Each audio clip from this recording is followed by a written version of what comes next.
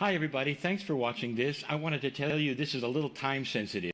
So, make yourself comfortable where you are sitting now, as relaxed as you can.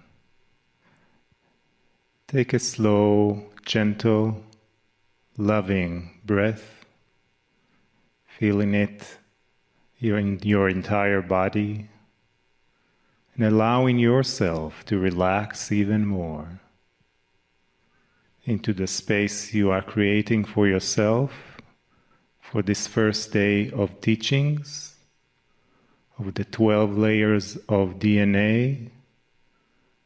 That is the grounding group of today's teachings and study and energy.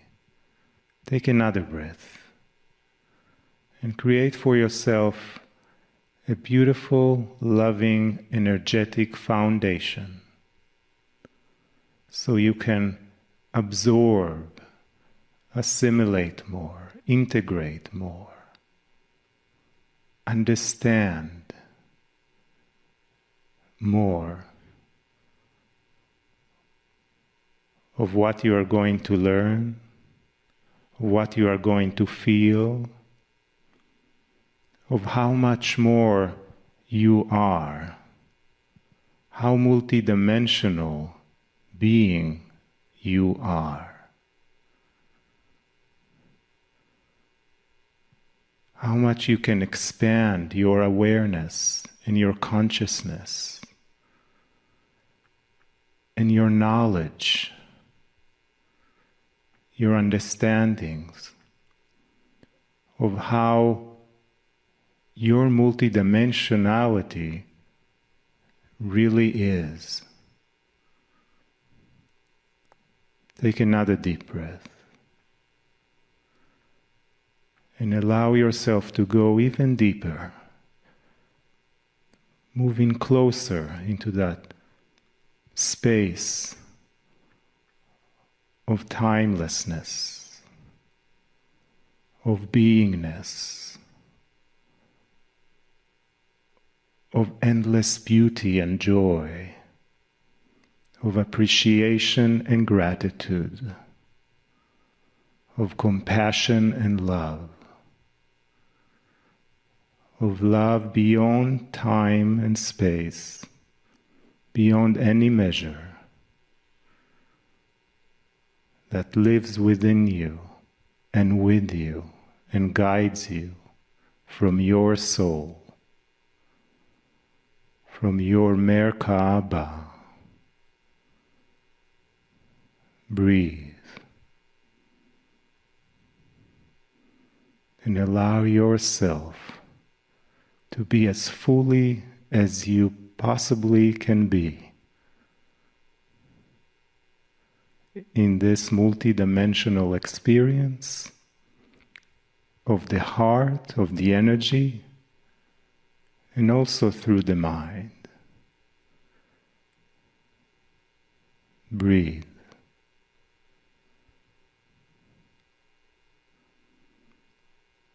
And as you set now for yourself a beautiful space, open your heart even more to that space of no beginning and no end. As you are receiving the love, the guidance, and the teachings from Kryon. Greetings, dear ones. I am Kryon of Magnetic Service. Rather than a channeling, indeed, it's a short message, perhaps even a blessing. But it must start this way. The information that you will receive today, the next class, and the next class, probably the most esoteric thing we have ever given you in an academic way.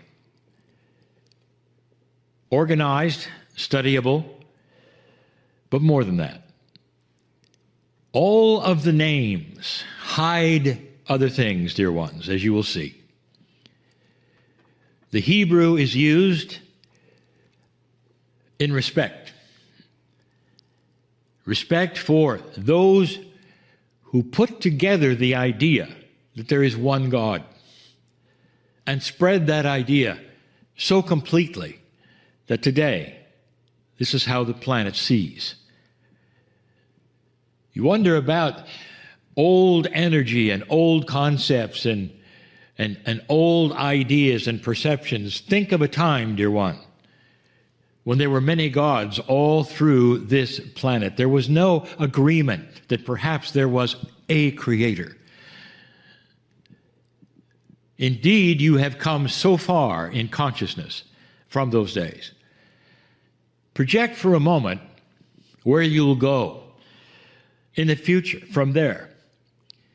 Perhaps you will come to the realization that that one God, that one creator, resides somehow in every particle that exists.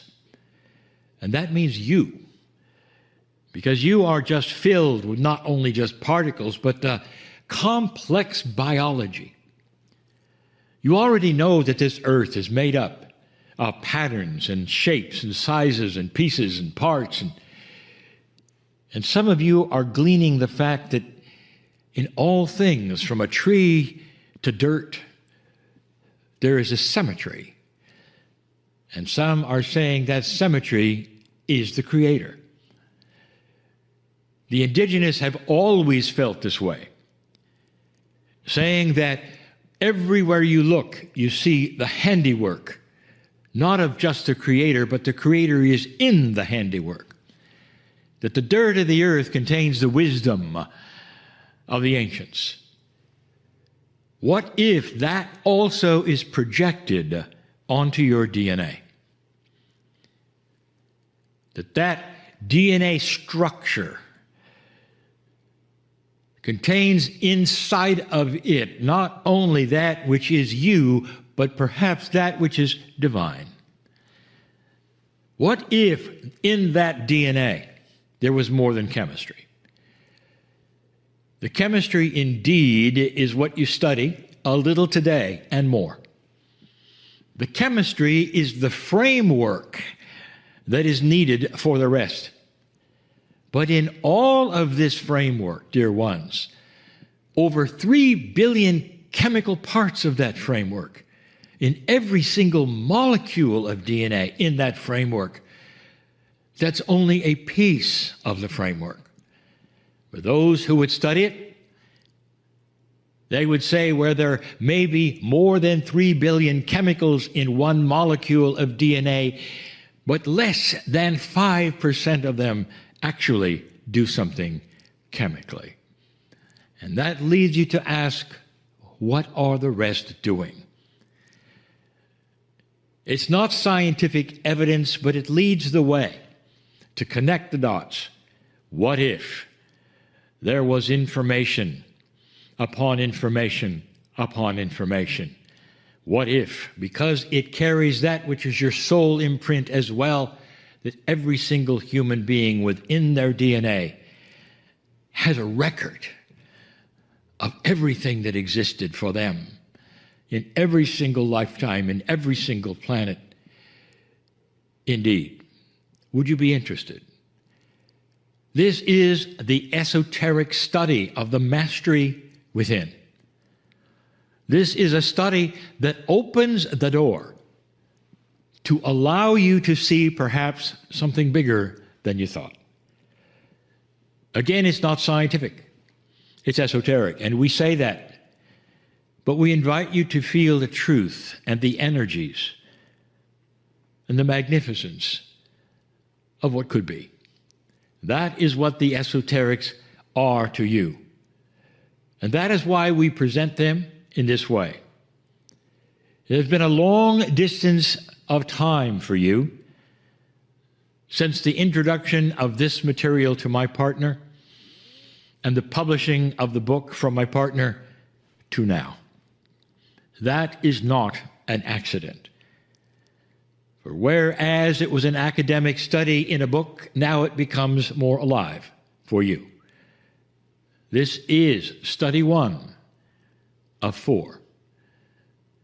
But you might say it's study 1 of 1,000,000, because the subject is vast and the information about what to discover will never end. Let the class begin.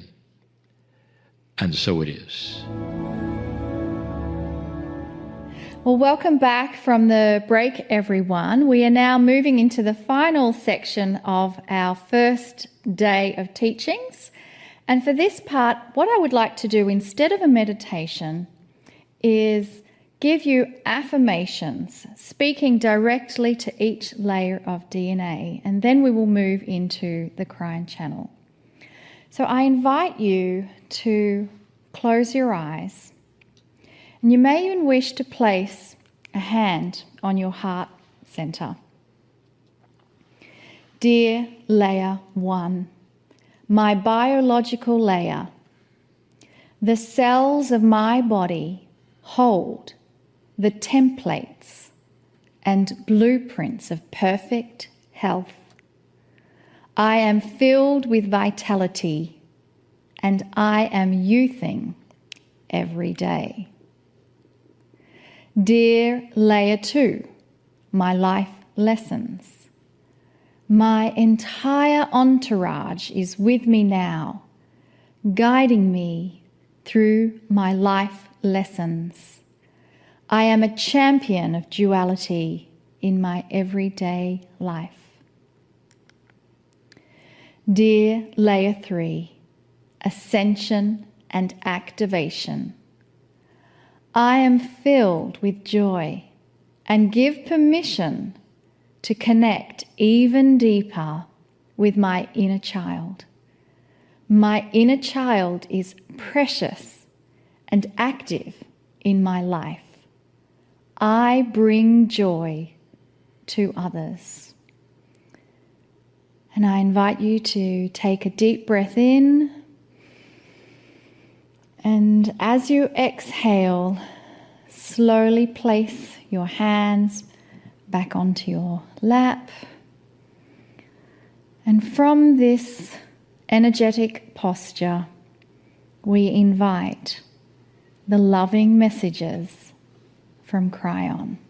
You and with you in your body. Consciousness and DNA together are an engine of creation. And that creation for you, dear ones, is the creation. The energy of the day, of the weekend, of all the beings that are around us as we do our work here. And we say yes to them and we give thanks. So take a breath into that place inside of us that connects with the outside, with the unseen ones, with the energies of the planet, in co-creation with the divine, with the love of Spirit for us, the work that we do, what we've taken on in this life, the honor of a human life, and the love that is given with us to continue on this journey.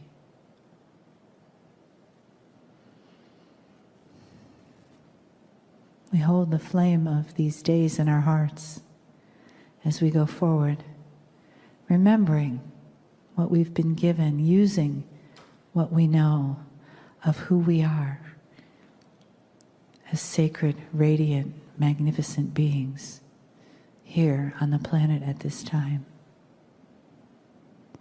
And here we also receive the love and the guidance and the honor and the messages from Kryon.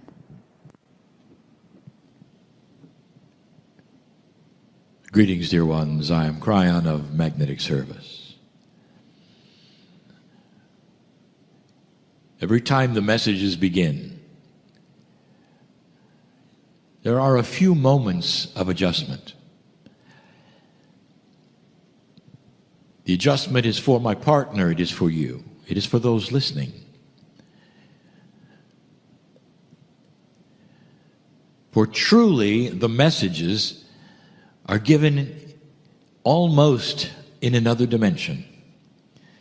For the human being, it's the dimension of belief.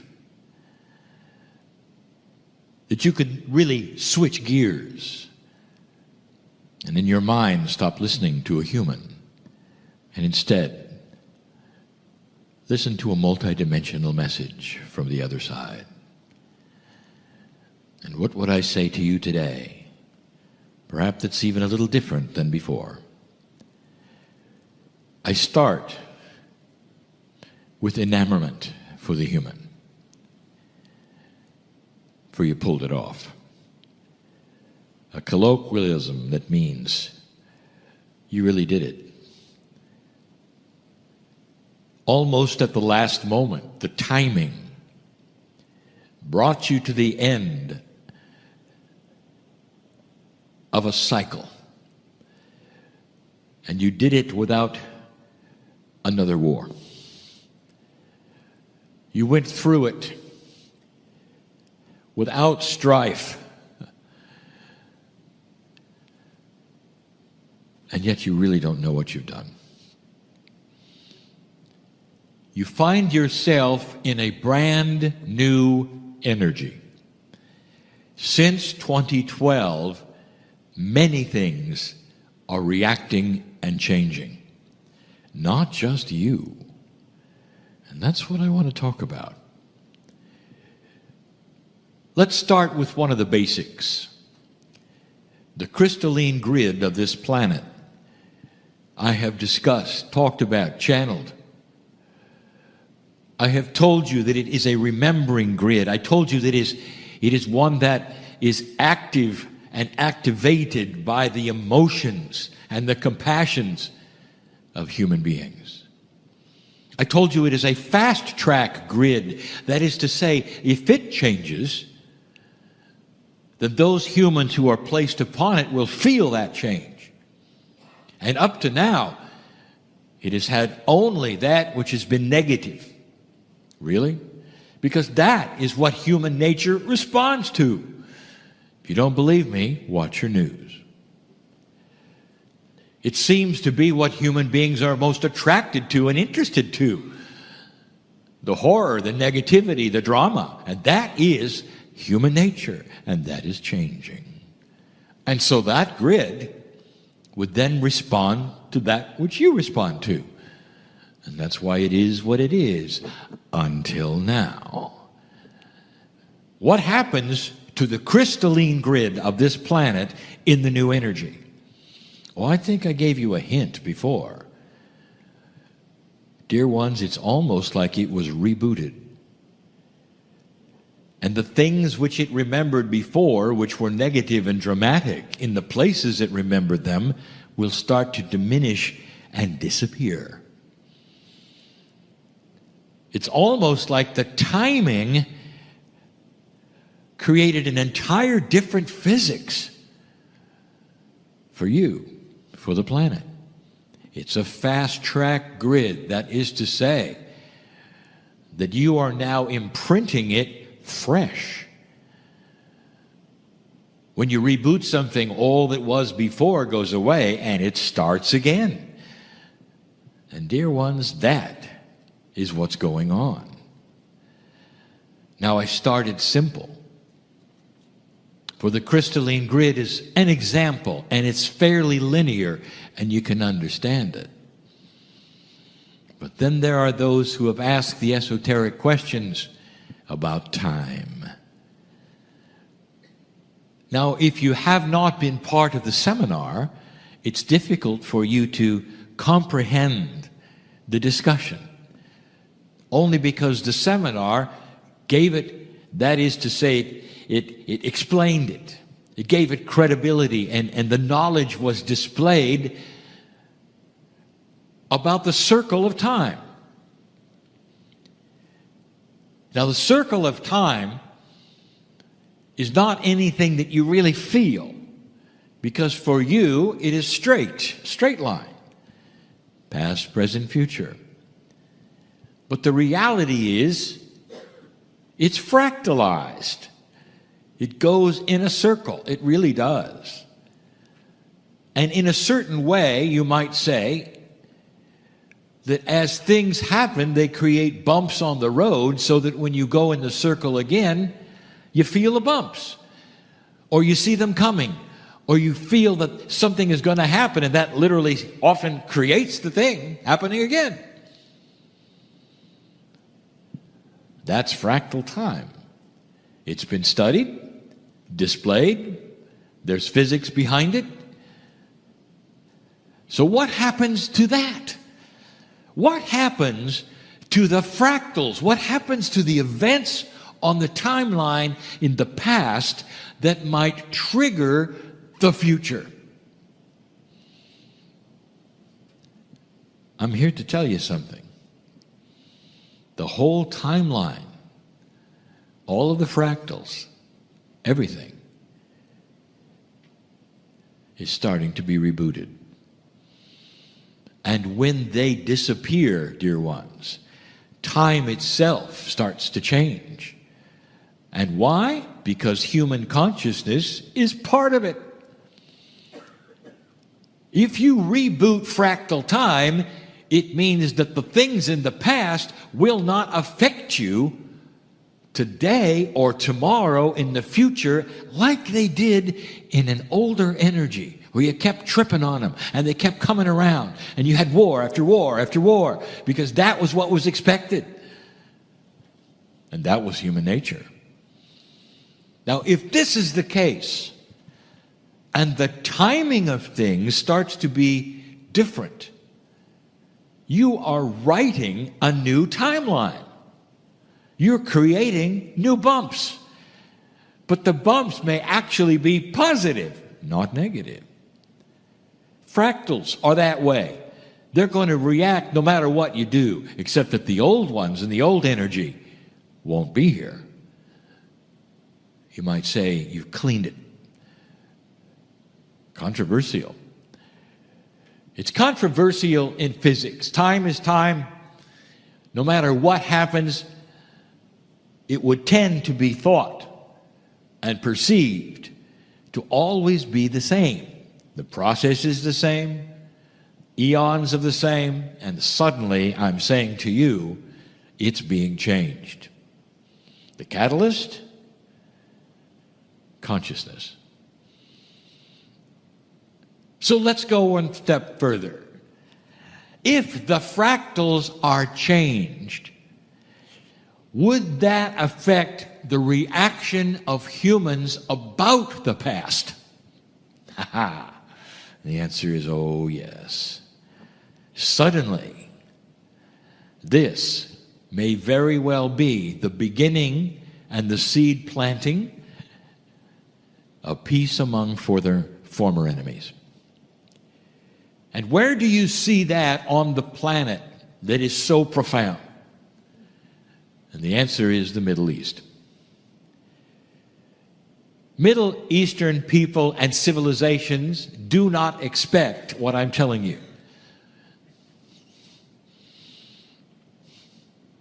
I was in a large theater, and my partner took me there, sitting alone on the stage in the lights with 1,000 Israelis. And they were there to hear a message from Kryon. Hopefully about their land or not, they don't know what Kryon's going to say. And I told them that they were chosen to bring peace on earth, that they were tasked to create peace on earth, and that they were the only ones that could do it. And it would not come from the outside, it would not come from the West, only from them. And the reaction that I got, the consciousness that I could feel, because I know what's being thought, was how? When for eons, this is what we wanted. And since the 40, when permission to return to the land and create it was given, even since then, it just got worse. How? Are you going to turn a magic switch, Kryon, so that suddenly we can have peace in this land? And the answer was, no, they already did it. And they did it in December 21, 2012. And the reset has begun with the perception of the past, because the fractals are gone or being rewritten. And there's going to be children who are going to ask the question, tell me again, Dad, why it is I'm supposed to hate them? I'm not truly getting it. Tell me again, what happened in the past is supposed to do what to me now? Tell me, Dad, why can't we bring it forward into now? Tell me, Father, why we can't wipe away people who are now dead and gone and what they did, and start now and look into their eyes and say, let's work it out. And it's going to happen on both sides. And there will be a lot less emphasis on who did what to whom and why and when. And instead, there'll be a consciousness of a clean grid and a start over. And an idea that maybe, just maybe, consciousnesses can come together without the past dictating who hates who. What a concept. This is the catalyst for peace in the Middle East. And it would never have happened if you had not passed this marker. There's more. The light and the dark balance of the planet starting to rearrange itself is going to create more wild cards. Wild cards in the form of human beings making change in ways and in places you don't expect. There's one way overdue in New York City at the United Nations. For it's an old organization with wonderful ideas about helping the planet, but stuck in its politics. What will happen there? If you don't see much, it may actually cease functioning. These are the things that I'm telling you that you don't expect. An organization out to create peace on earth may be dysfunctional and go away. Or a wild card may come and restructure it all under great controversy and almost no funding. That's what wild cards do. You may find it in business, in banking. New ideas never tried before, radical to the max. Expect these kinds of things. But they have to grow on you. So there may be some starts and stops. There may be seed planters who don't make it, and others who will come in after the seeds start growing. That means ideas that are not accepted yesterday that may actually then be accepted later, because as you evolve, you'll see the wisdom in them. This is all part of the growth process through time. This is where you are. You're at the beginning of the growth process. And all this with a new grid,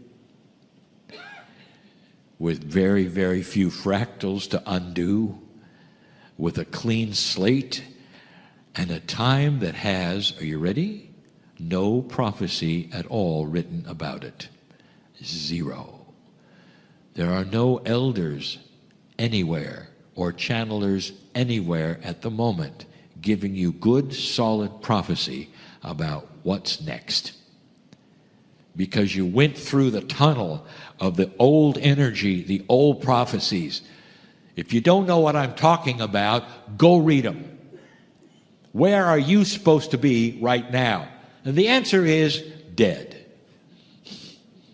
Where is the earth supposed to be right now? And the answer is radioactive. No one lives here anymore. Goodbye to the planet. The whole idea of a post-apocalyptic Earth is fantasy. You don't live here when there's that much radiation. It affects everything in the air and the oceans. The very dust that would have been kicked up by 1,000 nuclear explosions would be circling the planet right now and block the sun. Dark, life gone. That is the apocalypse that never took place. And instead you stand here with your kids and a new planet with hope. You wonder why I'm enamored with all of you. But you don't know it, really, not yet. In a generation or two, somebody will raise their hand and say, I couldn't help but notice. We're different. This is how long it takes, especially to rewrite the old consciousness of expected doom. 2 generations may have to go by before someone raises their hand and say, look, the sun's coming out. It's different. Humans sometimes are a bit stubborn. But now you have a new road to walk on. Some of the very essence of metaphysics is changing. Processes, procedures, how you meditate, how you pray, what it feels like, how long it takes. Expect these things to move, because now you're sitting in a fresh, new energy. I'll tell you this, it isn't fresh enough, because as the earth refreshes itself, even through the weather changes, as I said last week, consciousness has yet to escape the expectation of doom. That's what's next. So you want to know what your task is at the moment, dear old soul, is to encourage those around you. When you hear them talk about the fact that they cannot get ahead, or that things are horrible on the planet, or what the news said last night, in a very loving, positive way, timed correctly, you can say, I'm really not on board with that. I feel we have a positive time ahead. Things are different. Can't you feel it? Can't you see it? I think we've got a bright future. We've got to be patient with it. And that is seed planting. And they may laugh in your face, but the planting of the seed that you have done has a compassionate overview that sticks in their consciousness. It's attractive. They may come back to you and say, why do you feel that way? I remember what you said. I just don't know why you feel that way. Then you can tell them a little more about the precession of the equinoxes, perhaps what the ancients said, a little bit more about the history of the planet that is seemingly unknown in the West. Ask them to do some research, get them going, plant the seeds. Young people will come to you, sometimes confused at what their parents have told them about the future. You may be the only one that may say to a young person, it's a lot brighter than they know. They're still kind of in the shadow. I'm sitting in front of 1,000 Israelis, on stage alone with my partner. And I told them, I said, in a black and white Israel, color is coming. And the whole idea was foreign to them because it never's been there. It's always been a black and white Israel. And then I told them, it's up to you. And now I'm telling you why these things have a propensity to change in a new energy. And the potential is ripe for that change. Now the timing of it is up to the humans. Did you hear that? Spirit is not in control of free choice.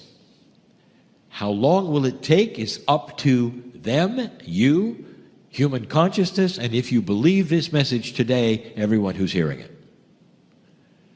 Are you going to pick it apart, discuss it on YouTube, and comments of how stupid it is? And if you are, and you read that, that's a human being who has not escaped yet. The whole idea of doom. And that is what is going to be rewritten first. What do you expect?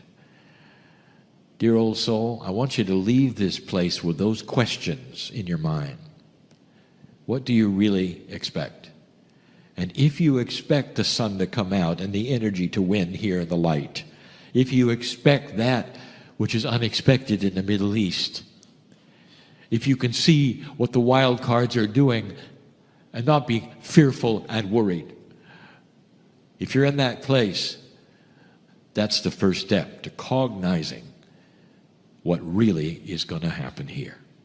A new planet, new consciousness, new ways starting to grow up.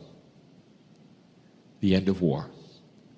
The beginning of something you don't even expect is coming. Color is coming. That's the message. You are having things around you change to support you, and if you didn't figure it out, it's the grid, it's time, it's fractals, maybe even physics itself. As the field starts to come forward and synchronize and harmonize things even more. It's a wonderful message. Do you believe it? Free choice. But old soul, some of you are feeling it. Don't be confused, because your life is not necessarily cooperating with everything I've said. Because the timing of your awakening and change and recalibration is unique to you. Did you hear that? We don't have a group of old souls all taking one pill.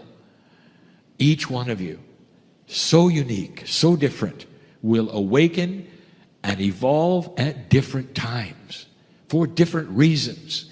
Sometimes the synchronicity of what's coming will not allow it yet. And you're jumping up and down saying, how come I don't get it? You'll find out when the train arrives. Then you can get on it. But if you wake up too soon and go to the station, you're going to be frustrated the train isn't there. Let synchronicity work for you, not against you. Be patient with all things. What do you do while you're waiting? Why don't you sit there and say, thank you, God, for loving me? Why don't you accept God within? Why don't you think what is beautiful in your life that you can think about? What kind of positive change can you make while you're waiting? This starts to clean up the fears, the anxiety, and all the things that are not compassionate and beautiful.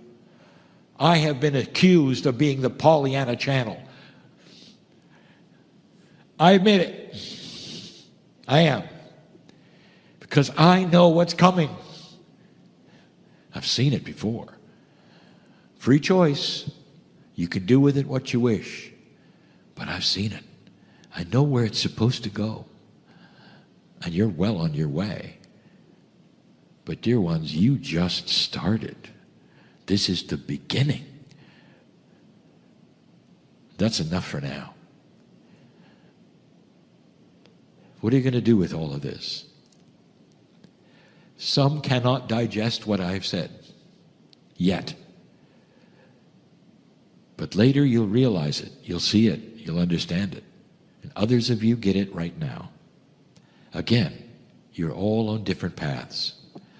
Spirit knows who you are. Spirit knows your name. You're not in the dark. You're not without support. How does that make you feel? From the beginning of the channeling,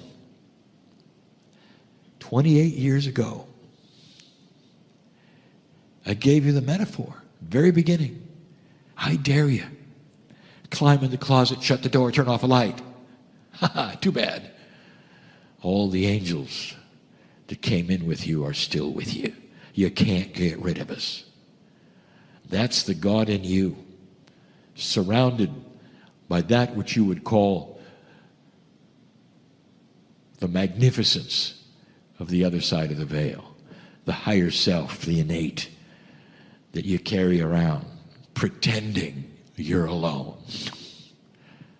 But free choice may keep you alone if you want to be. I am Kryon, in love with humanity.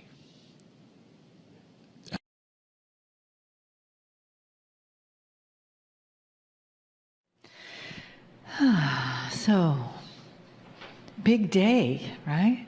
And it just goes flying by, and here we are at the end of it. It's just amazing every time.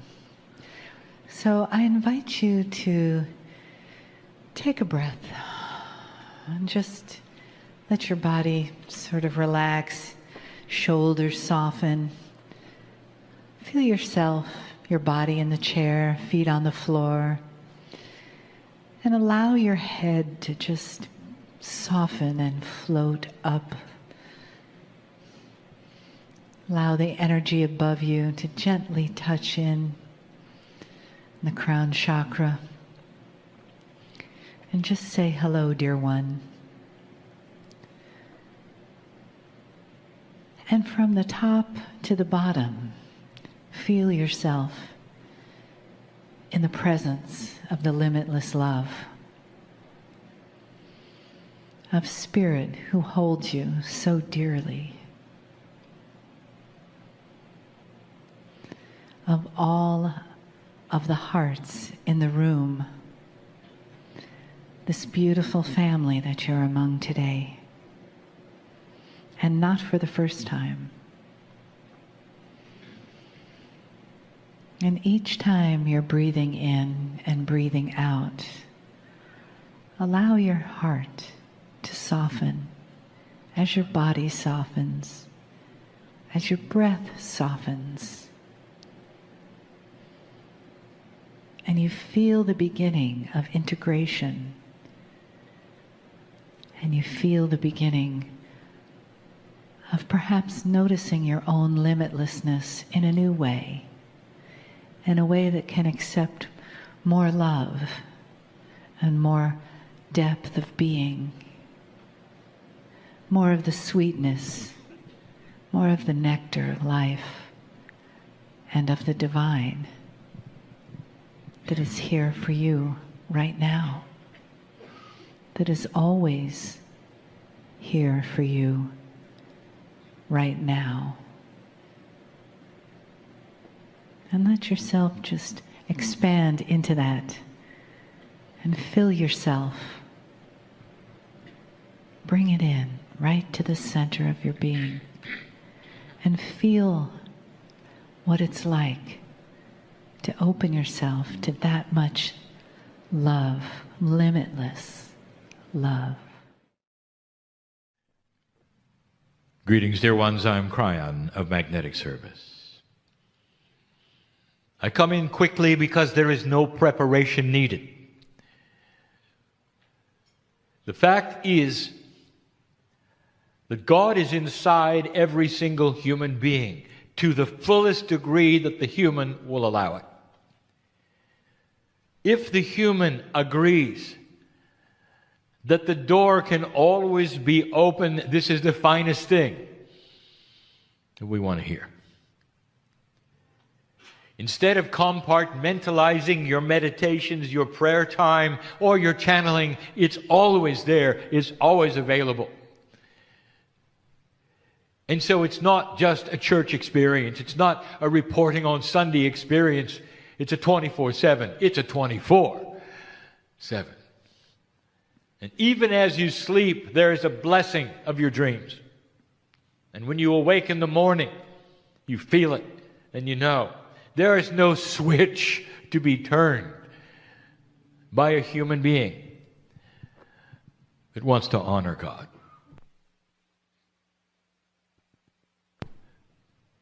The channeling this evening is what I told you it would be. It's a personal one. In review, we have been telling you for weeks, if not longer, of the things happening on the planet, of the energies. We've told you about the future. We've been telling you about the energies that are coming in the next 3 years. We have been discussing things which are multidimensional and some things which are confusing. We're talking about the human soul and the attributes to come and what it means and where you are in history and what year you are in the progression of evolution.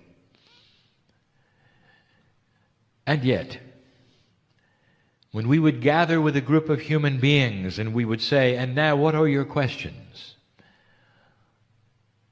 They would say, "What do I do next? How does it work with me now? As a person who has to live in my society and fit into a box,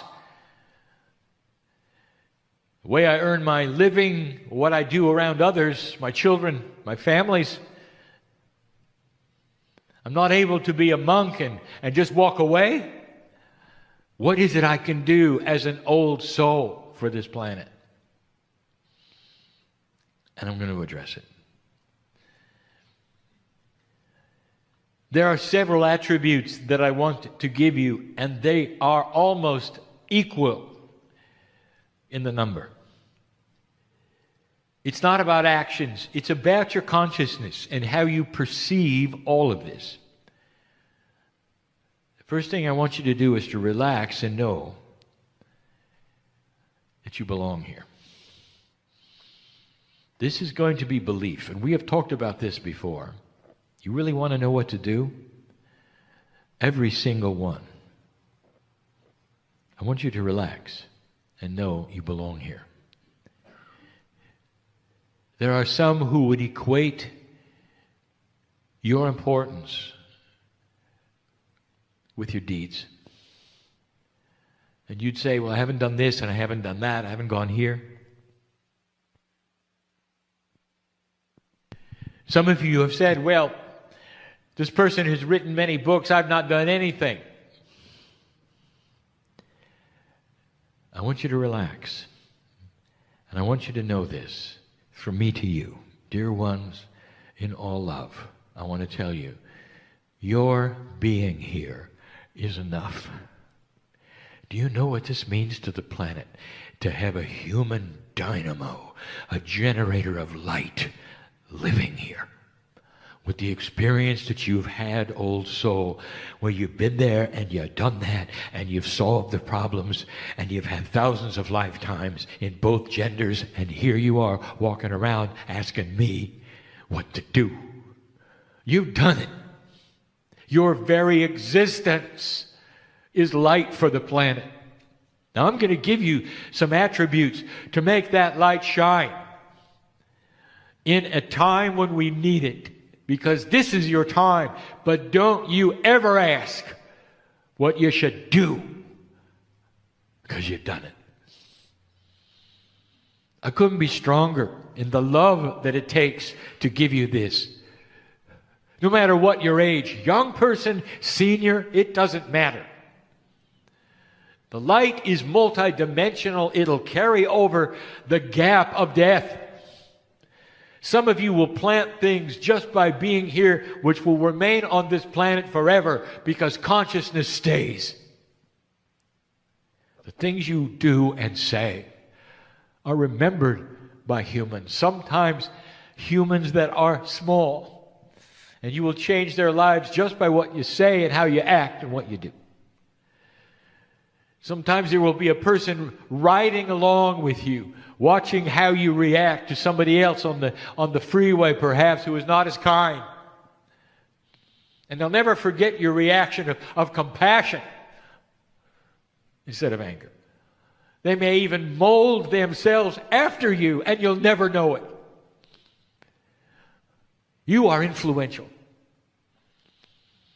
because of who you are. You're experienced, and it shows. Experienced. What the experience often does is taint you, and you know it does. You expect more from people. Because you've been here so often and done so many things, and you hit a situation where there's uncaring or inefficiency, and you are then one who would say, it didn't work for me. You expected more. I know this, old soul. And these are the things you're going to begin to shift. So it's not about what to do next, it's about how to be. And so we're going to give you a little list here. It's a personal list. We always give you the things that you need to hear for the audience who is listening and is here. I know who you are. We always do. It drives the channels, if you didn't know that. You need to hear it. In the room are giants of old souls. Giants. How many of you remember the shamanic energy that you used to have? Some of you are beginning to pick it up again, and you feel it so profoundly, you're even dressing like it. Honored for it, all of it. You are beginning to awaken to God inside. And it has so many forms, for there are so many civilizations that you've been through. And there is no beginning of judgment about how you process this. Dear ones, God inside is unique. Unique for every single one of you. You've been here so many times and done so much. I already gave you number one. Relax and know that you're here on purpose. And being here is enough. Number two, I want you to start understanding and believing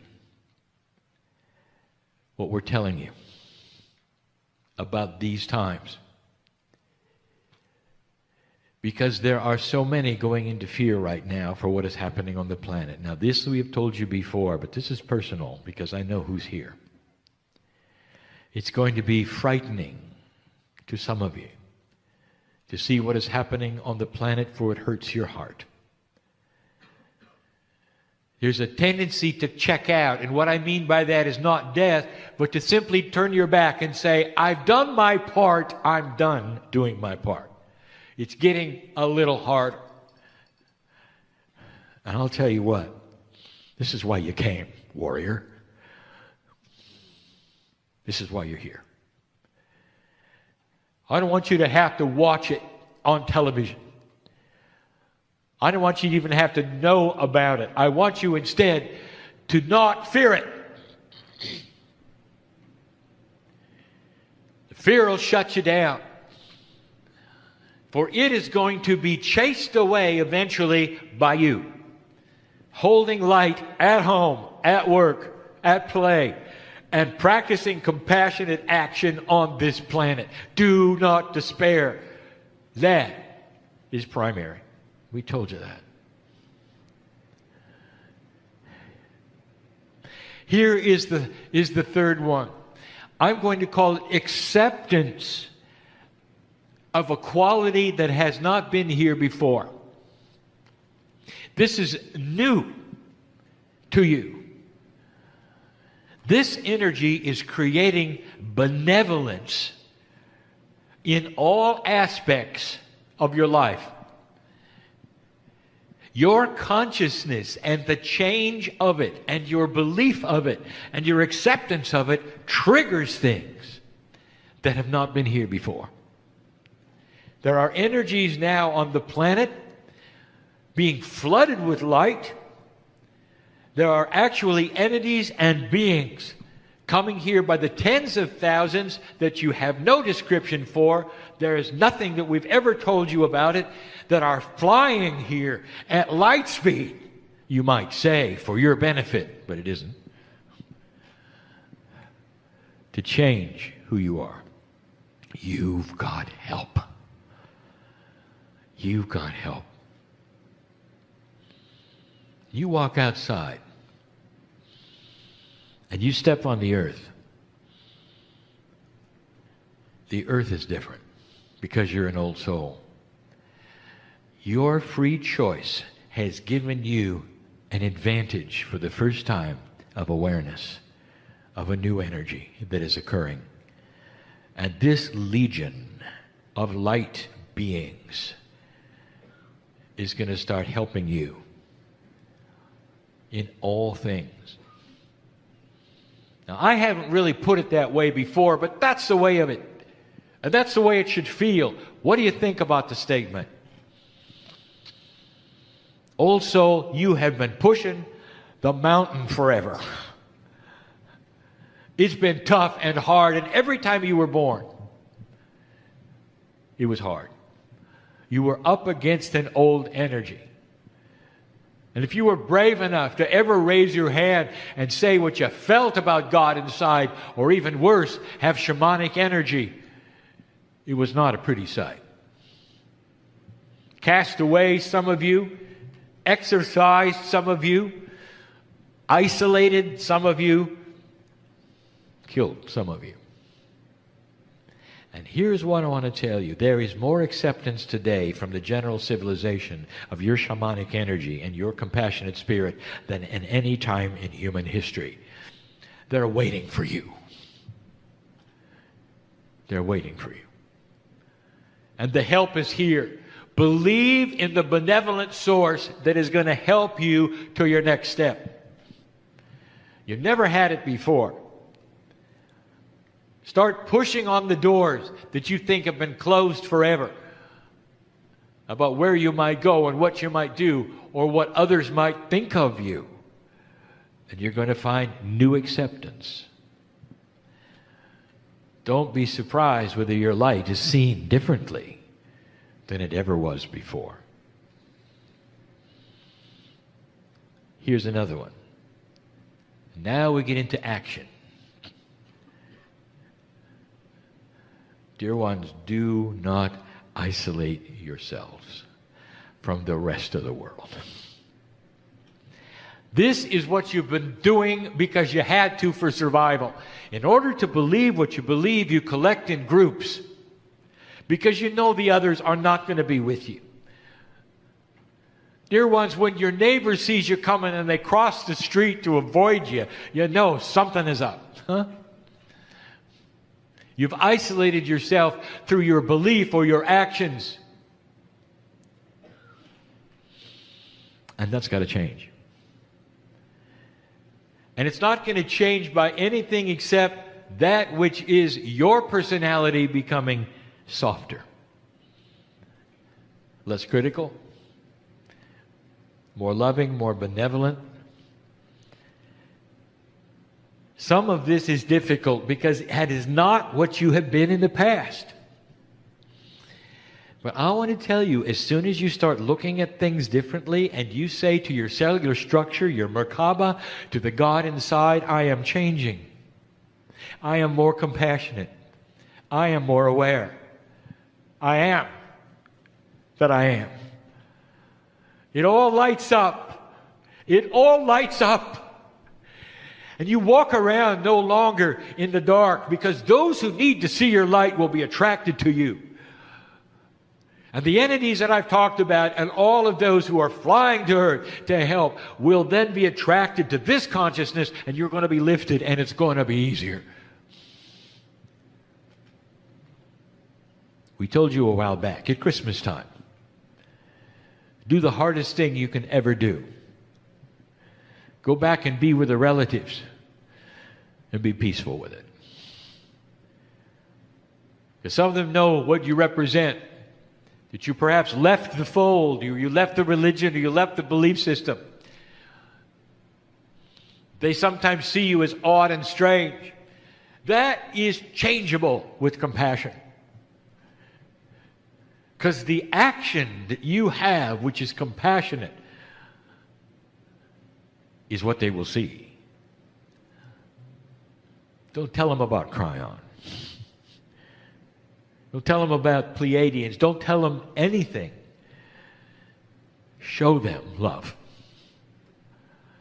Your compassion will do more for this planet than any other single thing. It's the light source. It is not your job, dear ones, to take a human being and convince them you're right. It is not your job to make them come to a meeting like this. It is not your job to do anything but to love humanity in a way that is so attractive they'll want to be next to you. And when they are someday, and they look at you and they ask, what have you got that I don't have? Then you can tell them, you got God inside. Without a doctrine, perhaps, without a building, perhaps, and to listen. This is the army of light that is going to win this world. And we've told you before, it's not what you think. Because the actual truth is that consciousness is over physics and is always able to change it. You just don't know it yet. And that your compassion will be seen as a driving force of this planet. If you're a healer, congratulations, we need you. If you're a reader or a healer, channeler, author, it was that which came about because it needed to be, and you came in with the tools for it. Congratulations. And if you're not, I want to tell you that compassion is the king. You're going to do more with your compassion than any channeler or healer. Don't isolate yourself.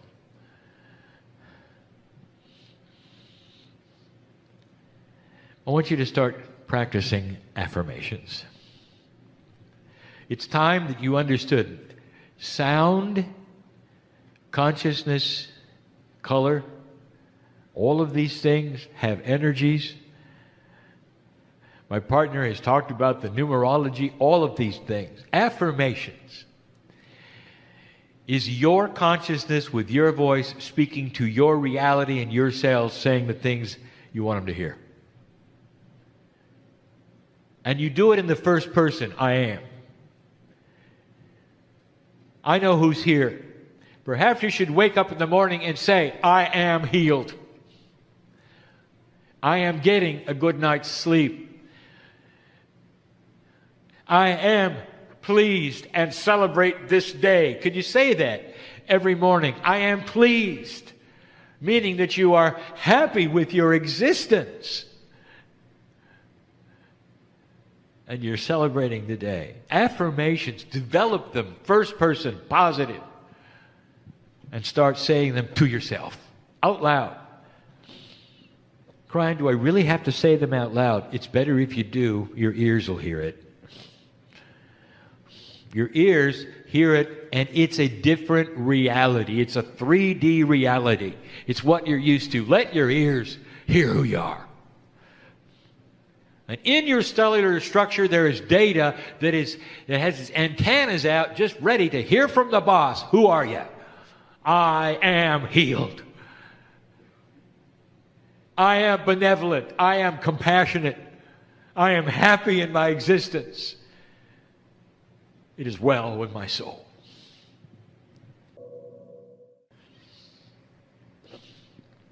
That's powerful. And everything you do along this line will collect light. You will start to change faster than you've ever changed before. Expect healing and change in your life that is faster than ever before. Let the proof of my words tonight be in how fast this occurs. And you'll know there's a benevolent energy that's attaching itself to you. It's so good. God is going to get bigger for you. Light worker. Army of the light. Last one. This is tough. It's out of your culture. It's out of your civilization. It's not in your tradition. I know who's here. I want you to try something for me. See how it feels. I want you to start honoring your ancestors. Now, I know who's here. And you're saying, I don't know who they are.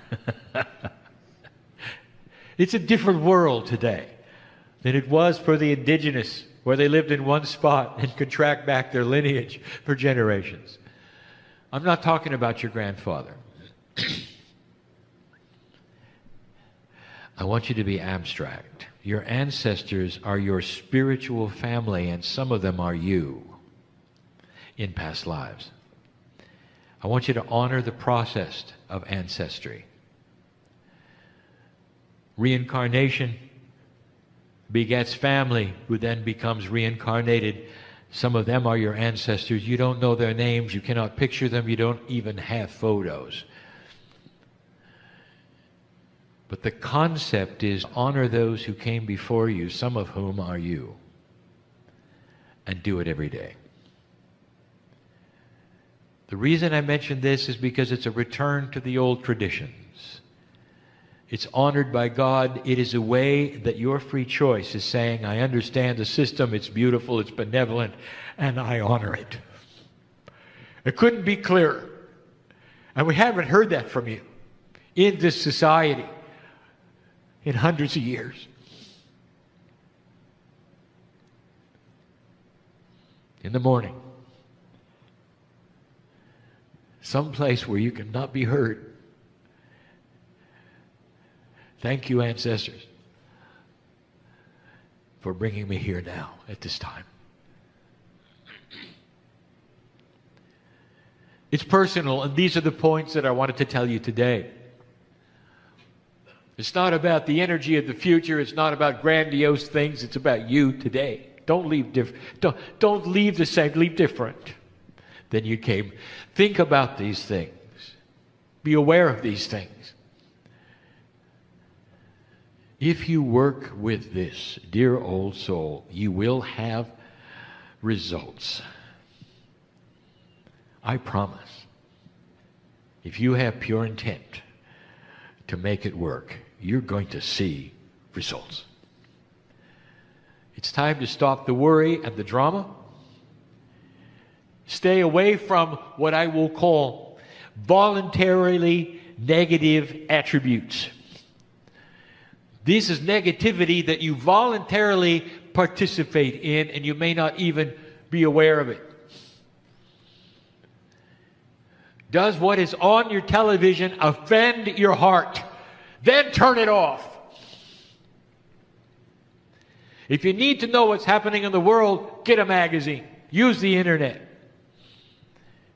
You can go at your own pace and see what you need to see, not what others think you need to see. If you're in a room and they wish to gossip, don't participate. Leave if you can. Be compassionate instead of criticizing. Do not participate in the negativity. It'll shut it down, dear ones. Watch it happen. When you don't participate in the circle that is moving and spinning, it stops. These are the things that every day you can do as a light worker. There's more. So many things that I could give you on a day-by-day basis that I know that you can literally walk away from if you wish. Drama. When you walk into a drama, walk out. If you see it developing, stop it by compassionate action. Do not defend yourself. It doesn't help. Be compassionate. If someone calls you names, that's their problem, not yours. Be compassionate with their having a bad day. Dear ones, there are ways where you can change who you are, and they will notice. They won't say it, but they'll see you as a little more mature than they are. And then don't be surprised if they decide to emulate it, because it's really attractive. Love is attractive. Light is attractive. Benevolence and beauty is attractive more than ever before. And the old soul knows more than anyone on the planet how to make it work. This is the message for you this evening, this day. Again, leave differently than you came. And so it is.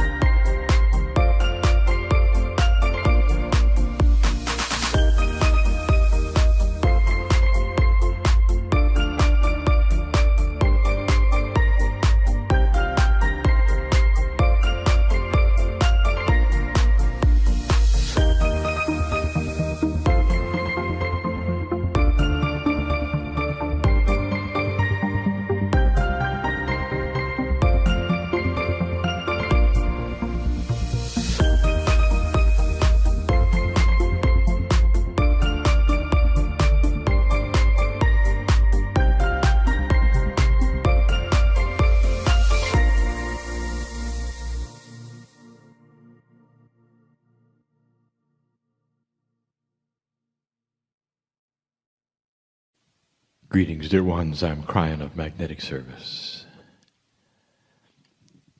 There's so many times I've said this. I know who you are. It's a stretch for so many of you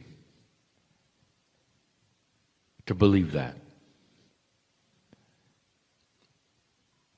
One of the first questions the human asks when I come in is, who are you? As though there had to be some kind of singular entity with a name. It's caused because there is a singular person talking. But that's not the energy that is dispersed at this moment. The voice that you hear comes from my partner with his intellect, with his intelligence, his culture, his consciousness. And we've talked about a third language, and the third language then activates the entourage that's multidimensional in the room around you.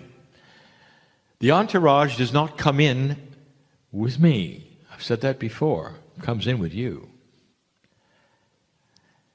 Pieces and parts of that which is the divinity of the soul, which has been discussed even this day, are in the room because you're here. The human being is so much more powerful than you think.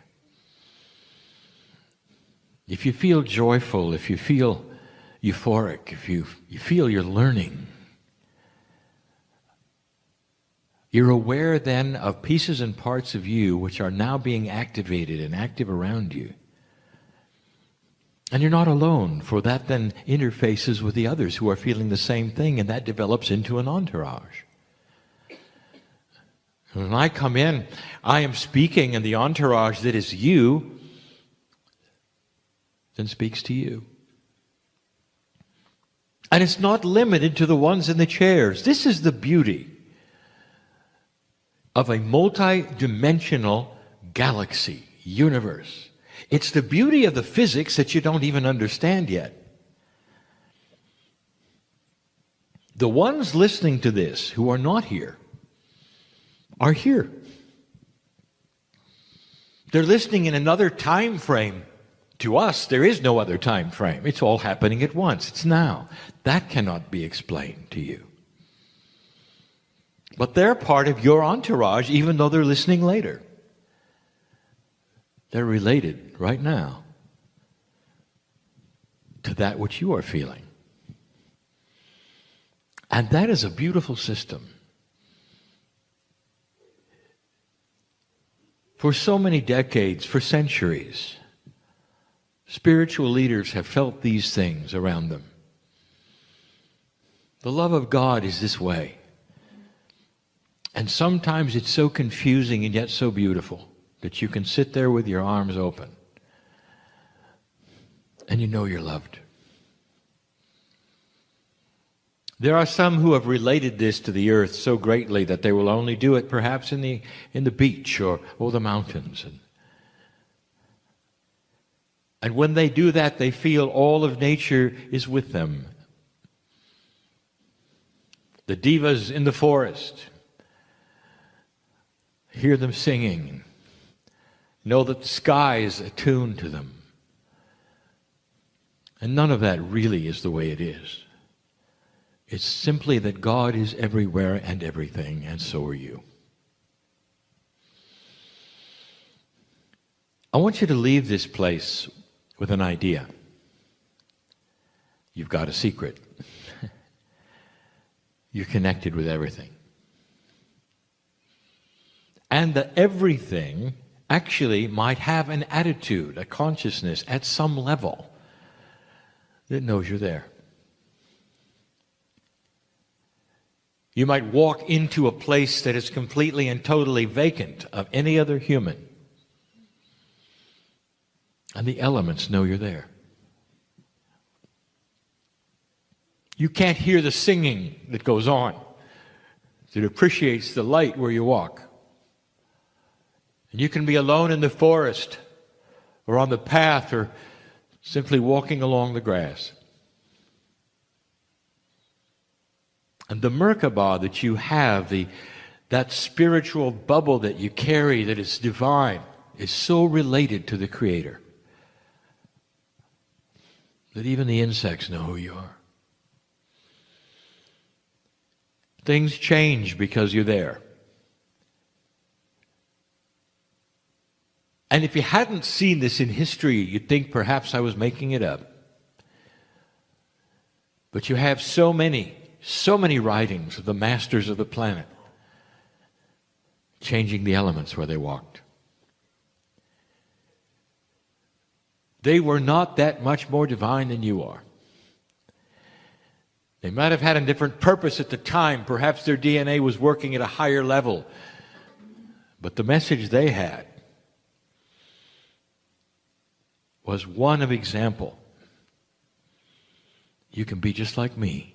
That was their message. All through history, right up to the present.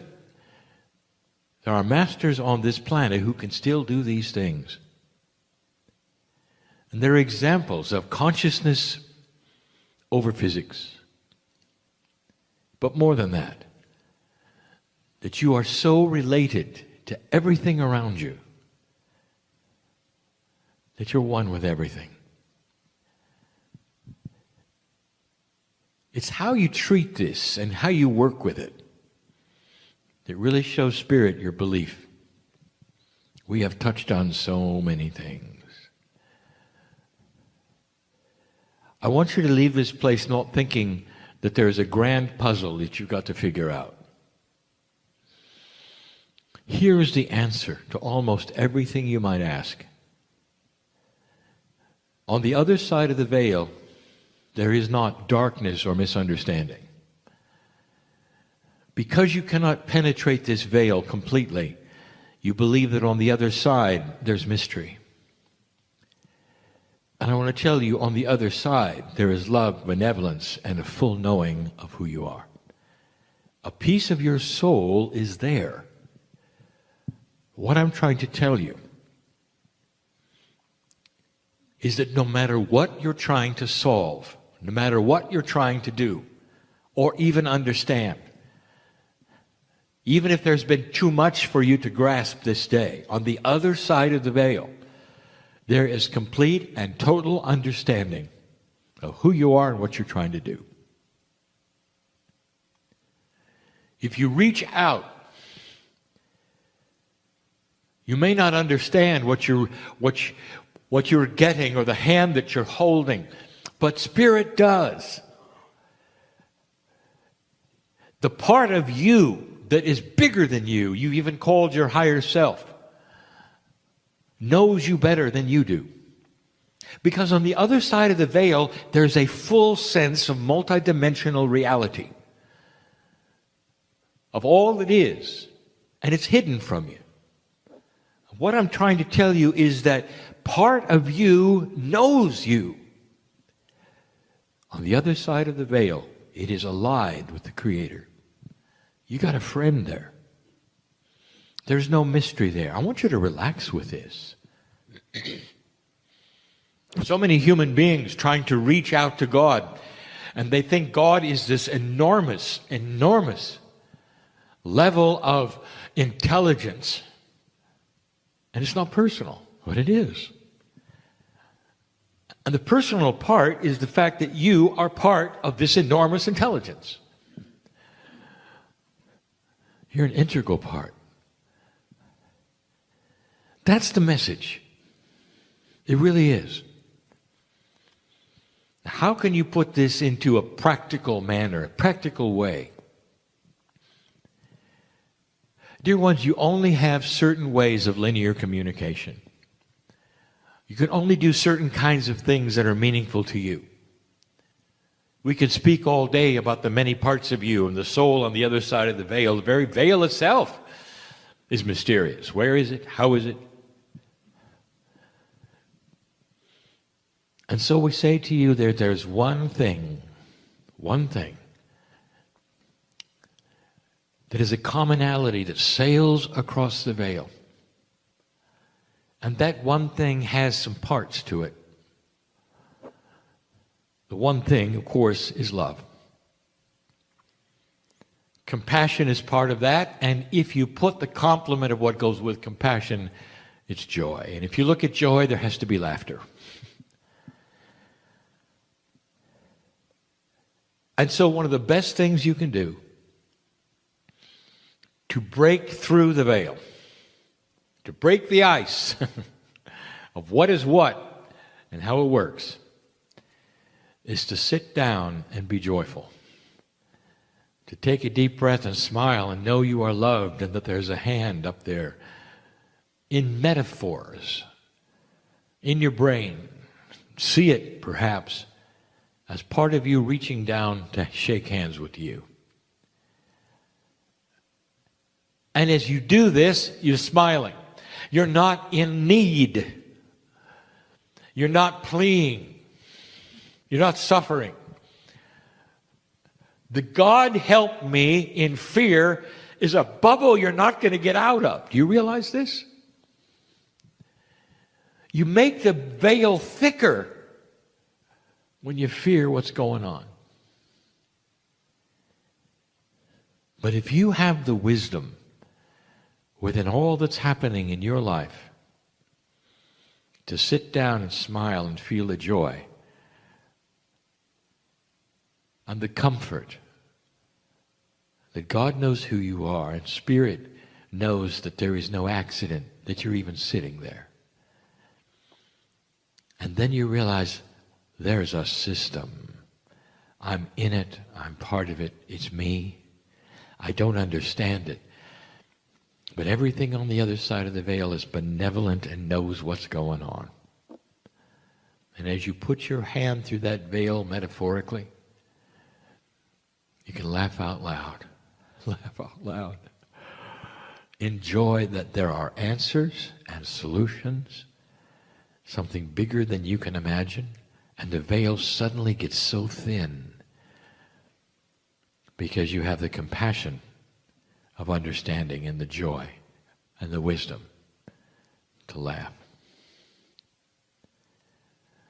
Greatest spiritual leaders on this planet, greatest ones, are known to laugh a lot. Think back. No matter what they suffered eventually, the teaching was joyful. And so the message then gets even more complex. For now we ask you for wisdom. Wisdom to drop an old consciousness that asks for help. You can say to Spirit, "Dear Spirit, tell me what it is I need to know," and laugh the whole time, knowing you don't know anything. But you're going to receive that which you need. Good enough, isn't it? What if Spirit only doles out what you need as you need it? Is it good enough for you? Or is there a linear thing that says, I have to have a storehouse before I'm happy? The definition of abundance is that your needs are taken care of every moment that you need it. That you don't need to know what's happening tomorrow, or that there's going to be something there for you tomorrow. There will be. We said it before, the metaphor, the epitome, the history of this is the Israelites in the desert fed every morning for 40 years. And it's an interesting metaphor, is it not? That the generations that came, even though they were fed every morning, at some time during the day there was fear of whether they would be fed the next morning. It's so human, is it not? I'm going to ask you to drop that. How much love do you have to have before you realize it's always there? How many answers and synchronicities do you have to have before you realize that's the system? It's time for humanity, especially old souls and light workers, to stop fearing the future. To understand that this system is forever. Long after you're gone and returned, the system will be in place and you'll be using it. The older you become, akashically, the better you're going to understand it. Let me tell you something. The energy is in place right now, and we've said it before, that when you return in this next lifetime, no matter what age you are, dear ones, this is going to happen. When you return the next lifetime, and you will, you're all coming back, all of you. You wouldn't miss this. You've spent too many years and lifetimes waiting for this. You're going to line up to return. And when you return, you will not have to relearn what you had to learn this lifetime. Because the Akashic awakening is going to be so complete. You won't know who you were or what you did, but you'll have the wisdom not to make the same mistakes. It's beautiful. And part of that wisdom is to know how the system works and to work it in a synchronistic way better than you've ever worked at this time, and be joyful when you do it. Your next life is going to be better than this one. Period. Because the wisdom on the planet that you have helped create, you're going to wallow in and enjoy, and it's about time you had a vacation. It's about time. It's going to feel that way because things are going to be easier. Right now, this is difficult because you carry around with you the bias of history. In an old energy, that's all you've experienced. It's all you know. You judge everything by that. And when you come back, you won't. You'll judge everything by the new energy that you recognize, that you're comfortable with, and you see as opportunity to change the planet. You can hardly wait. You come out of the womb ready to go. Your parents will look into your eyes and they'll go, "Holy moly, who's this?" That's how different you'll be. That's how different you'll be. The very countenance of infants is going to start changing. Born into a new energy, an old soul is not going to have the attributes of an old style infant. Everything starts to morph and change and be part of a new energy on the planet. Everything. I tell you this so that you will know not only in this lifetime do you have things to look forward to, but from now on. The system is big. You're eternal. And you'll continue what you started now. It's hard for humans to think past the one lifetime. Indeed, that is the plan, and that should be. But I can tell you, I've been with you before. Kryon is the name of the group that comes before you right now that helps to facilitate the information of this new shift. And before you had this new shift, there were other messages given at other times. I was there. You give angelic names to this very process. An angel speaks to you. It has a name. A group speaks to you. You don't like that. It's got to have a name. The further back you go in history, when Spirit speaks to you, now it has to have a name, a body, skin, and wings, and a halo. It has to look like you, act like you, and just in order for you to understand it at all. That's changing. And some of you will understand that Spirit is really part of you, speaking to you. It's a friend. It's not apart from you. It's not God in the sky. It's you in the sky. Part of the creative source, part of a plan, part of a system. A graduate earth is coming. Things happen slowly for you.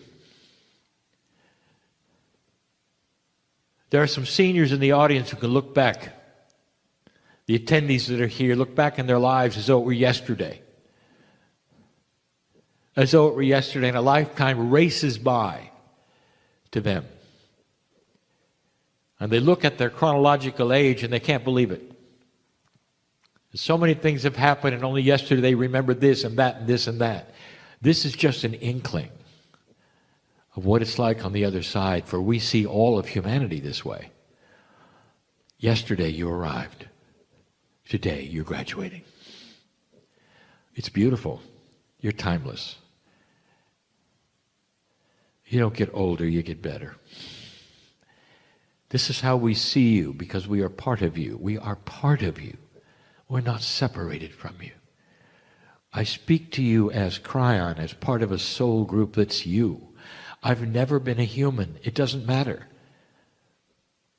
Because part of your souls is of the Creator, and so am I. I'm part of you, you are part of me. Doesn't it feel this way? Doesn't it feel more comfortable? There are so many right now starting to understand that the messages are profoundly beautiful and comforting because the system is here and working.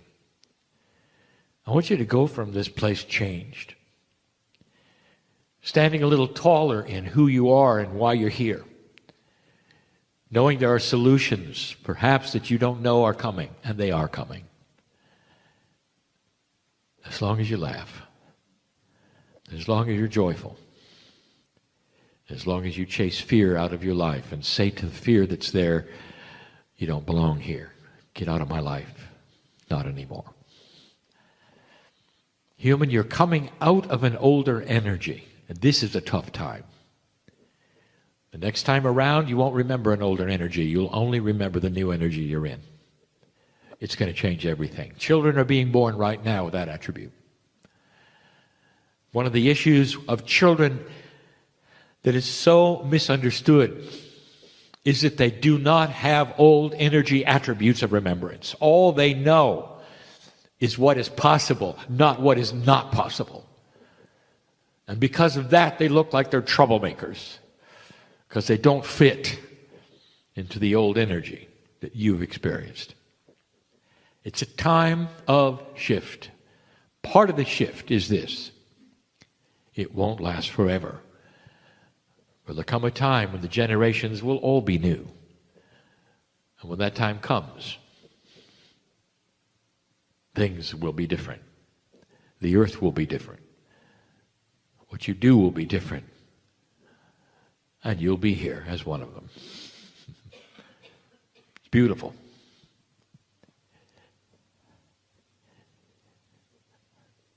Spirit knows who you are. The hand of benevolence on the other side of the veil knows who you are. Ready for you to laugh with them. Have joy with them. Don't worry about it. There's too much intellectualizing. How do I do it? What will happen? How many parts are there? If I do this, will this happen? It's really quite funny how linear you're making the beauty and the love of God. Relax. Smile. Be joyful. Don't figure it out. And so it is.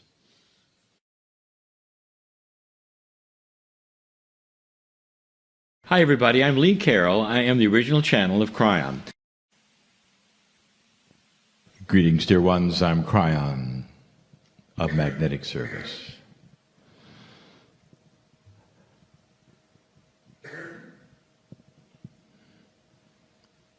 What you see here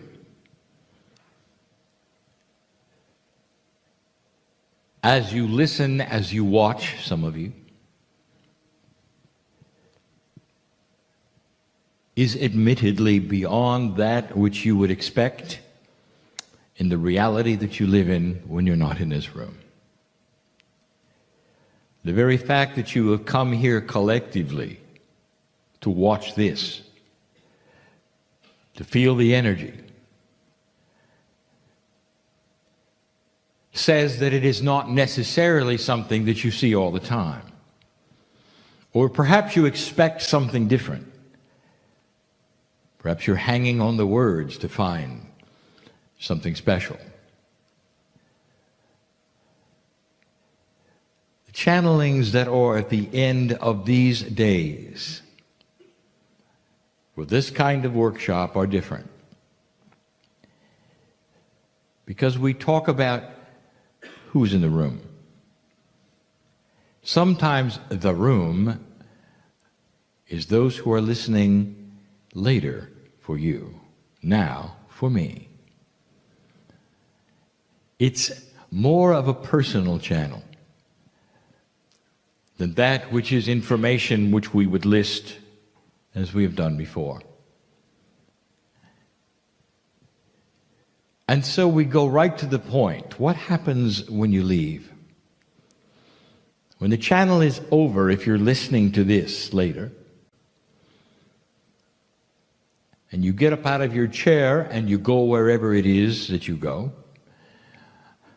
what happens? Right now in this room, there is an entourage, and we've talked about it before. We invite you to discern that there is one. We invite you to discern that this channeling is not my partner talking. We invite you to discern the love of God, Spirit, whatever you wish to say. This is the energy that has taught with the masters of this planet over and over. Through major cultures and minor ones, through the ancients and the indigenous.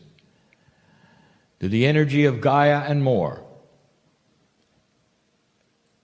This is what is taught in this time.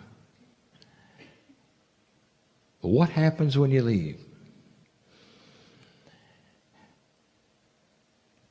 The linearity of your minds and that which you call real life causes a diminishing in energy when you're not in a group.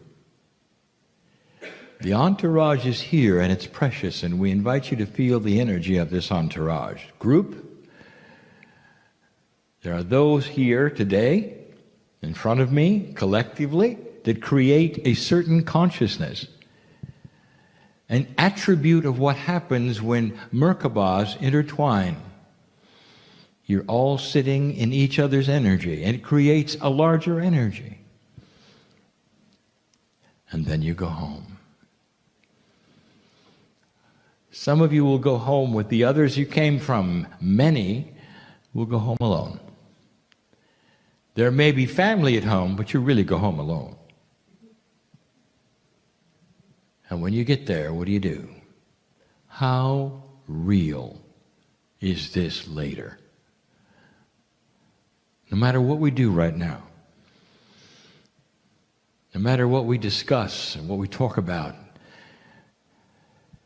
I've said this before for years. This is the part where you sit and I sit, and there's a love exchange together, where some of you can actually feel the creative source and know you're okay. Some are healed in these meetings.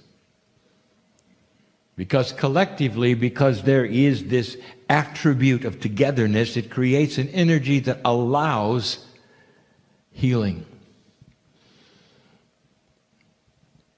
Do you really have to come to a meeting to get this? I want to say something. I want to say welcome to the new earth, where any one of you can go home and create the entourage. Any one of you. I want to tell you, I double dare you. My partner's words. To become the master that you are. The masters who walked the planet did not walk in a group. They walked alone. And what they carried was everything alone. And if you wanted to know what was going on in many of their minds as human beings, there was doubt. There was shock and surprise sometimes at what happened around them and the reactions to them. But they were self-sufficient in their love. They knew who they were. And that alone created an entourage. They walked from place to place. And the people who saw them walk there said, "This is different." Perhaps you heard the reports that even the animals knew it was different. And this is where you're going. There is an eventuality, a potential. The snowball is rolling. That every single old soul, every human being who awakens to their own greater power will start to change chemically, The DNA will start to enhance itself physically. There will be more awareness inside. And you're going to last longer. You're going to have revelations by yourself of who you are. And the biggest issues will be things like self-responsibility, awareness of situations you're in that you shouldn't necessarily be in, not in order to let yourself grow. Some of you know very well what I'm talking about. And growth also creates some uncomfortable times. But the masters had them as well. What are you going to do when you go home? Let me ask you a question. Is this meeting a crutch for you? Do you have to come to a meeting like this in order to feel the euphoria of the love of God? Or can you walk out of this place standing tall and say, I can create this in a closet? Now here's the next question. You're with others and they're not of like mind. Can you create it then? Can you walk this euphoric way with Spirit inside you, giving you right what you might feel now, and be with others who don't agree and are giving you a bad time? What's going to happen when you leave here? Today, there were questions, there were an attempt at answers, and almost uniformly, all over the planet, the questions to channelers, to teachers, to Spirit itself are all the same. And the questions have to do with what, where, how, when, and why. It's almost like every single one of you needs to understand the mechanics of everything esoteric in order to take the next step. And that's human nature. And I'm going to say this, I'll say it again. Why do you do that? Is it really, really necessary? Dear ones, I give you the example yet again. You have a machine called the human body. It's a chemical machine. It gets you from A to B, birth to death. And it operates by itself without you thinking much about it. It's designed that way. And you work this machine during your life, and as you grow up, you learn about it. Some of you are able to control it by the health that you put into it, by the food and all the other things that you put into it. And that's about it. That's about it. Your consciousness, as you've discovered, can alter it, can make it last longer. But it operates by itself. Do you really have to be a physician and study every piece and part to walk from A to B? And the answer is no. You get into the automobile, and it gets you from A to B. And you never ever think to yourself, I must understand the workings of the internal combustion engine in order to get to A to B. Ever, you never. Because it simply works. Now I'm going to say this yet again.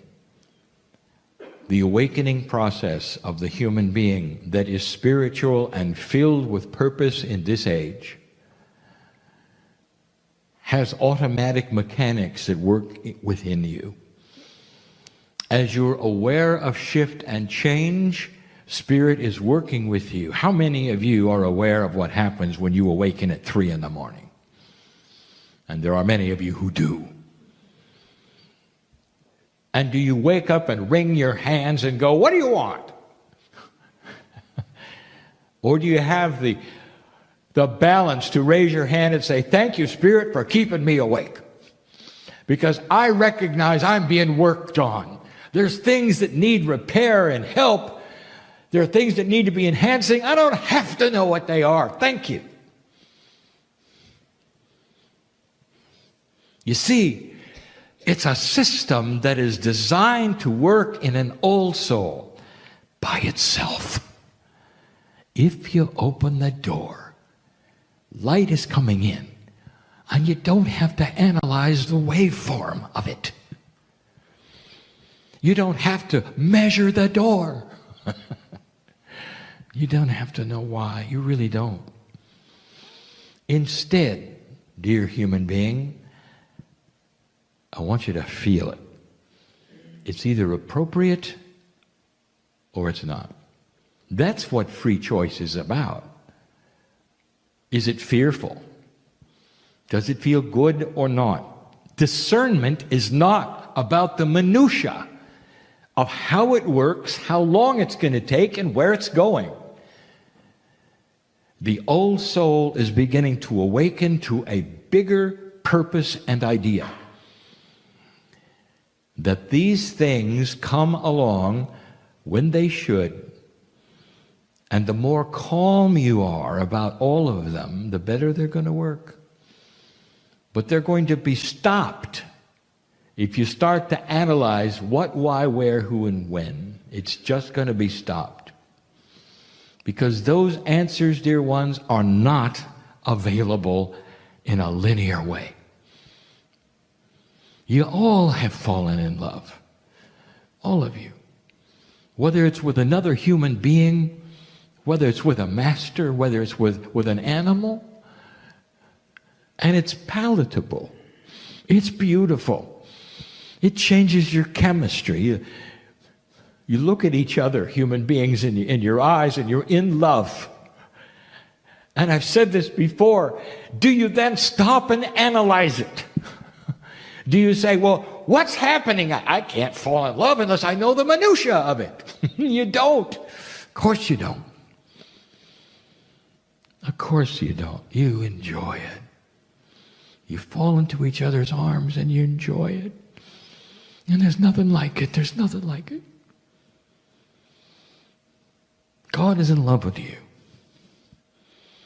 And there's nothing like it.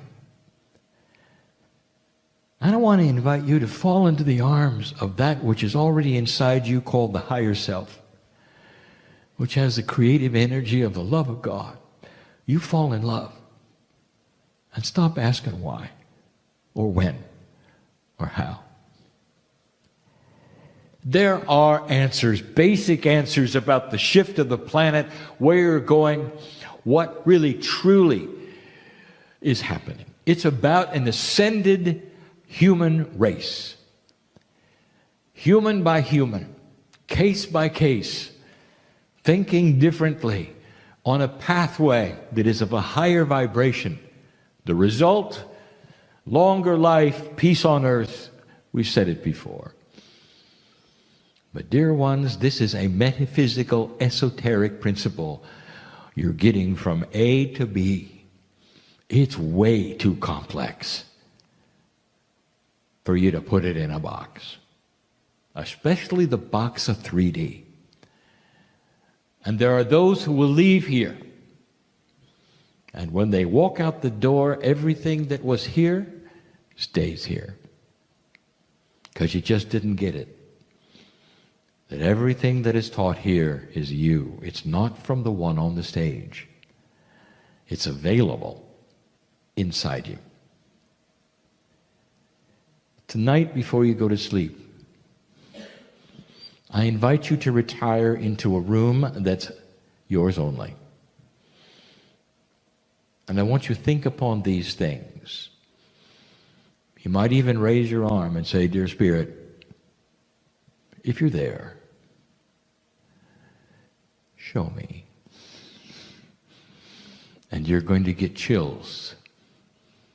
You'll feel even your eyes are closed, that perhaps a light is bright and shining on the top of your head.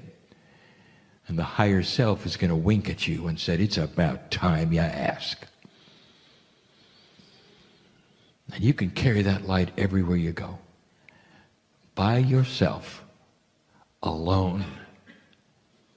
If you are fortunate enough to have a partner or family members or associate that feels the same as you do, now you're a group.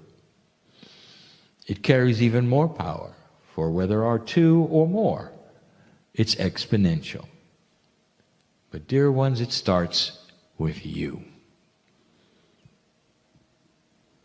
Do you dare ask the question, "Dear Spirit, what is it I need to know?" And you won't get a voice. You won't get handwriting on the wall. You'll get guidance, intuition, and love. This is the new human being. The one who accepts something that is complex, that affects their lives, their emotion, everything, and they don't understand it. But they don't have to. Because the design is that this, dear one, is going to get you from A to B without you knowing why. Can you do that? Discern it with your emotional heart. If you need to analyze it from a point of correctness of feeling. Don't analyze it from what you've been taught it should be, or what normally happens, or what you think happens. There's not one of you who really knows what happens, not even the one in the chair. Everything we have given you is extremely simple, because that's where you are right now. You're in a simple place with simple concepts, working a simple puzzle that is enormously complex. Just like the engine of your car. It's going to get you there if you let it. Do not fear the love of the creative source in your life. Maybe it's time you heard that. When you leave this place and you go home, what's going to happen? The ones listening to this, when you get up out of the chair and go in the other room and you're done listening to the channel of Kryon, are you going to take this with you, or are you going to shut it off? My partner calls it throwing the switch. You live a life, you go to a building and you worship, you dress for it, you come home, you live your life. A and B. And it's time that stopped. I want you to leave this place differently than you came. The entourage is making a lot of noise right now. You can't really hear it with your ears, but you can feel it with your heart. You are known by God, by name. It's time you left and knew that. Climb into the closet and be known by God, by name, with a light shining on your head. That's the message for today. It'll be the message as long as I'm here. And so it is.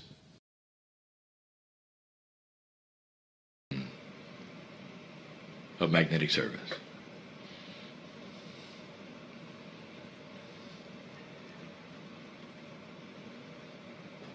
There are so many lessons that human beings could learn that are so beautiful and benevolent and awakening.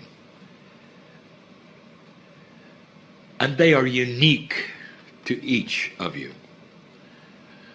Those here in the room, those listening later. They must be learned in a way that is appropriate for each and every life. There is no one grand lesson that everyone has to gather around and learn together. Instead, what happens is groups participate in energies that they start to recognize. And it's not the facts of what you learn, and it's not the list that you might write down. What you sense that puts you together into a cohesive unit is the attributes of love. And you feel safe and you recognize it. And that is the communication between light workers. Not that which you would call a belief system. I would like to say, stop calling it a system. Is love a system? And the answer is no. Is compassion a system? And the answer is no. Then your relationship to the Creator is not a system. It just is. But others will recognize the same energy that you do. Not in a system, but in that compassionate energy that surrounds all of you and makes you a better person because you are compassionate and loving to yourself, than to others. It changes all of the attributes of your expectations, but it's got to start at home. It has to start that place that you call you. And you've heard it over and over, forgiveness of self. It's not really forgiveness. It's an awareness of who you are and what you may not have to forgive. It's an awareness, again, of being born magnificent. And no matter who you thought you were, that is who you were as a child. That's what the child thought until they grew up and understood everything about compassion and love. The God that created you is you. I'll say it again. Made in His image is a phrase that so many have used in the past to describe the divinity in a human being. And the image is not the image of a prophet or the image of the face of God. It's the image of compassion. It is love. Made in His image means you are a piece of the Creator. The image of the Creator is inside you. That's magnificent. That's the engine that you start to use to create whatever it is you need right now. Solution to the problem you came with today? The engine is there. Solution to the health issues you have? The engine is there. We told you the last time we met, how are you going to instruct the engine to then drive forward and eliminate these things that you don't necessarily need to have, that are inappropriate to your life at this time, dear light worker? Do you feel that your life is limited? Do you feel that perhaps it's going to be over soon? I will tell you that all of that thinking was placed upon you in an older energy, in a three-dimensional place, and somehow, some way, you have believed it to this minute, not understanding that made in His image means that you have control over the length of time you stay. And that nothing that is going on right now in your life is forever. That it can be moved aside today, tomorrow. You don't know what you don't know. And what you don't know is how powerful you are. The power is for you to change you. You're on the water, dear ones. This is the time. I'm going to give you some things you didn't really think about. There were a few astronauts a couple of decades ago that completely went out of the Earth's field of gravitation, and there were only a few.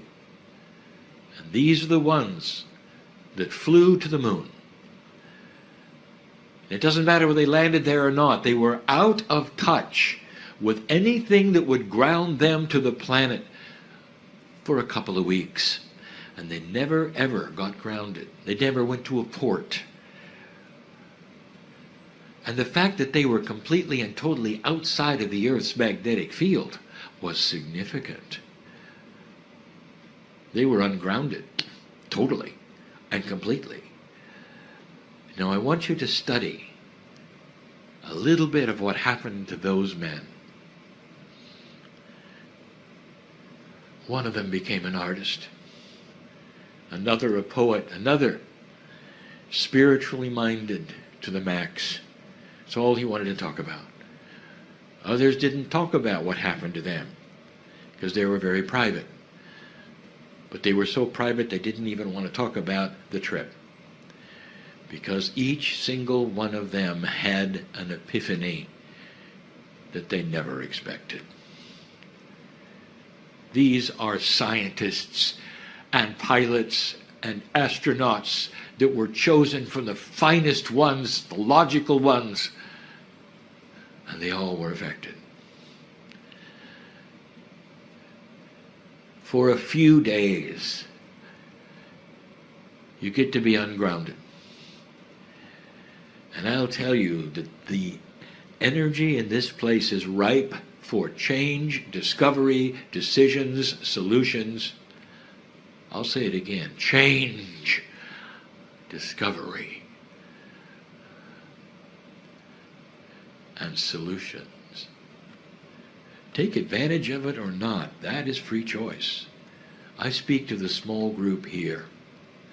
And those listening in the future, know this, that when you take these journeys where you're over and on the water for lengths of time,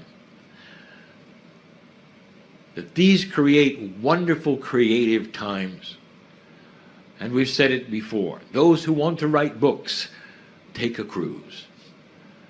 Those who want to write poetry, take a cruise. Those who want to have solutions in their life that they cannot seem to grasp, take a cruise.